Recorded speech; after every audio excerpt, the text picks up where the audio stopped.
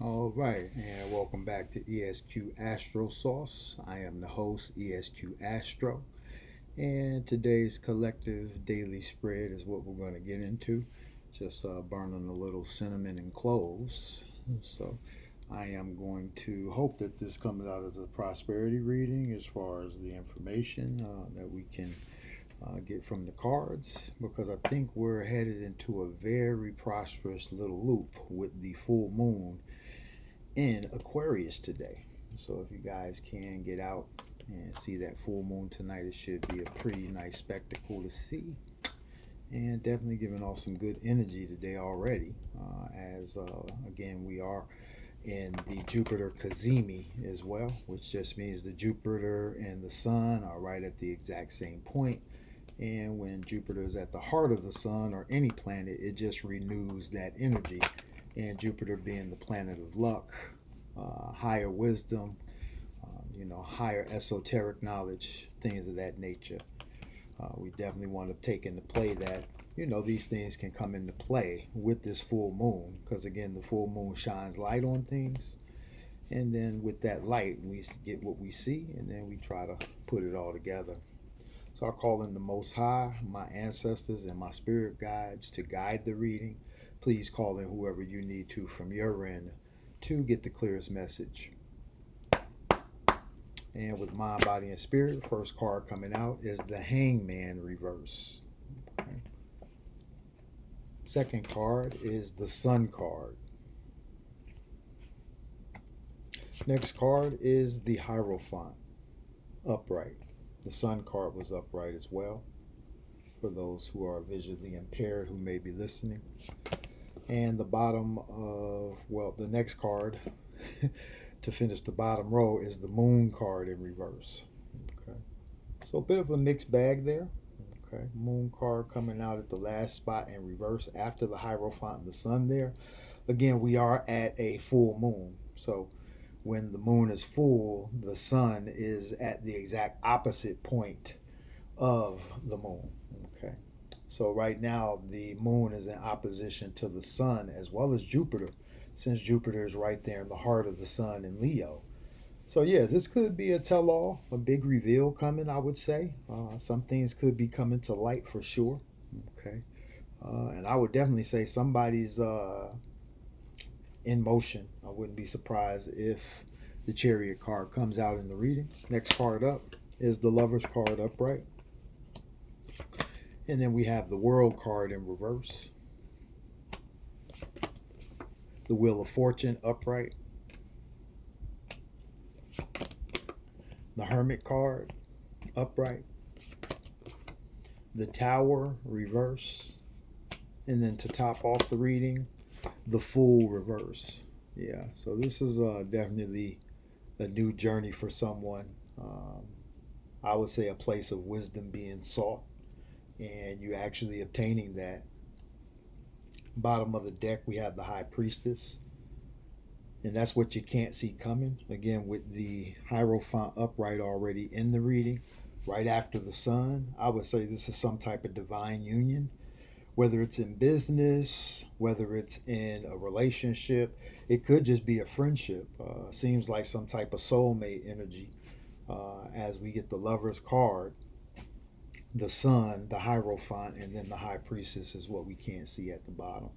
Okay. So this could be somebody coming again from a place of not being stuck, stepping into the light, gaining higher counsel. And again, when things are in the light, it's hard for them to be in the darkness. So with the moon in reverse, I would definitely say there are some things that are going to come out of the dark. A choice will be brought into the balance, or there will be some type of fork in the road. We'll say that. And once you choose that fork in the road, which is this World card in reverse, this is going to bring about that Wheel of Fortune. So making the correct decision is definitely going to lead you to making some changes, which the World card in reverse is going to say. And again, like it came out the other day, this may be taking you back to some old places to actually capture that Wheel of Fortune. It's ultimately going to put you in some type of hermit mode to where it may internalize something. Again, the Tower reverse, there could be some type of deceit. There could be some old situation, being that the Tower's in reverse with the World card in reverse, clarifying that. And then the Wheel of Fortune on the other side of that. It's just like, I don't know. It's almost like if you look at an old situation where you may have lived somewhere for a particular amount of time and became attached to certain people, or had children with people there, or just created relationships, and now things are coming full circle for you to make a decision to maybe make a backtrack to correct some of the things that may uh, you know have been out of order in that time. Okay.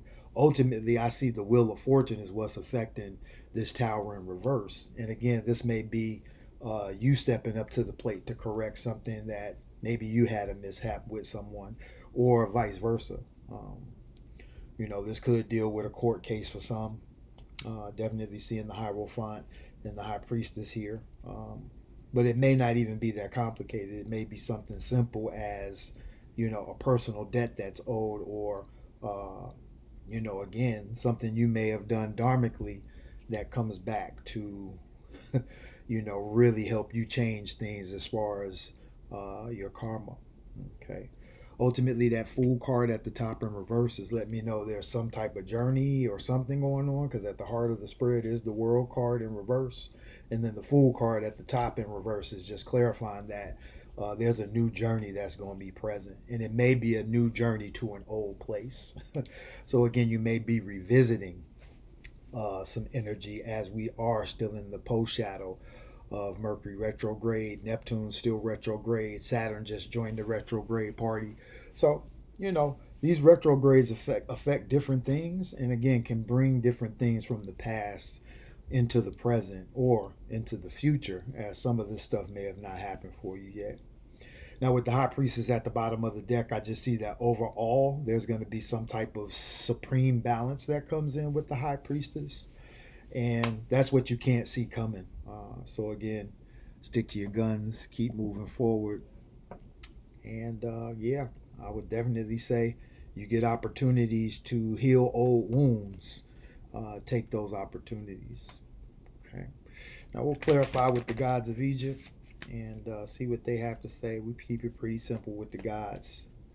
One card off the top, bottom of the deck will let us know what we can't see coming, or what they want to tell us to look out for. Okay. So hopefully everybody's having a pretty good day, and we'll get through this reading in just a moment. Been trying to shorten up the reads. I noticed that the algorithm is about 10 to maybe 15 minutes for reads that have higher views. So me getting 15 to 20-minute reads was kind of, I guess, throwing me out of the algorithm as to where my shorts are actually getting more views than my actual tarot spread videos. So, right. So with the gods coming out on top, darkness in reverse. Yeah. So light is being shed on some things. Darkness coming out reverse with the moon card in reverse and the sun upright. Yeah, something's coming to light. And the main thing is you're going to have to be on your P's and Q's and be able to put one and one together to see two. So when things ain't adding up, that's when you'll know, again, what's being exposed, what you're looking for when it comes to these things coming to light. Bottom of the deck, yes, the Justice card in reverse. Okay. So with Justice in reverse, I would definitely say something's turning around for whoever this is, because all the reversal cards are pretty much good reversals, because they're all talking about change, or things being exposed, or things being brought to the light. Okay.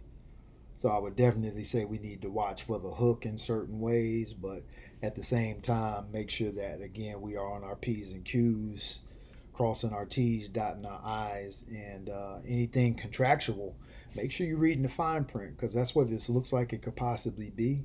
Maybe somebody drawing you in for business, maybe something that you used to do or had did for them before, and they call you to come back and freshen up the job or do something different.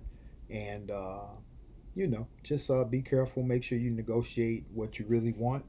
Always start high and meet in the middle, which is right where you want to be when it comes to your number.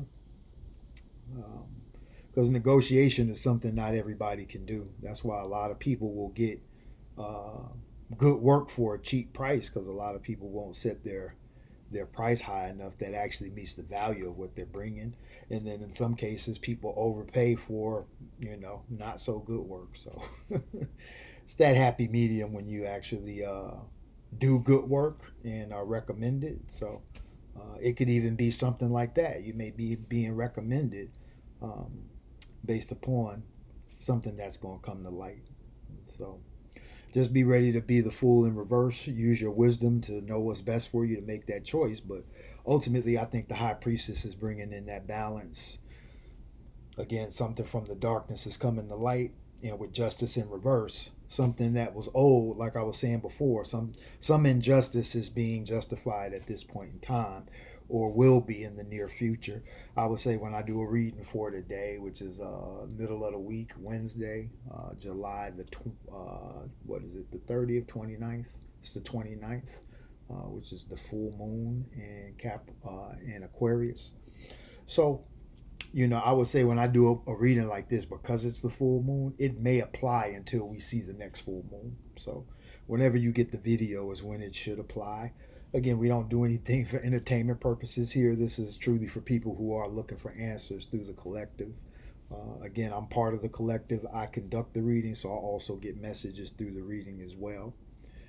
But you guys leave me a comment. Let me know if you resonate with the reading. Let me know what's going on with you that actually resonates and coincides with what I'm saying. If you see something deeper, let me know. Let me know how I'm doing with my channel. And again, like, share, subscribe.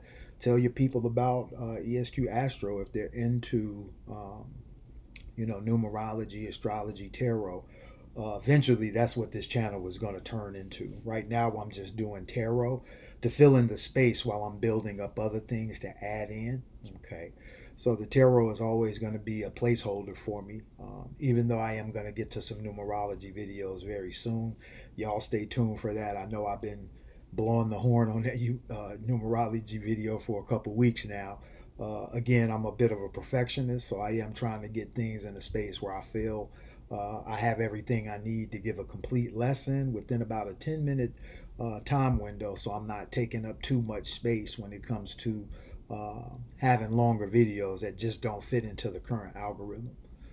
So you guys keep an eye out for that. Again, like, share, subscribe, and ESQ is checking out. Peace.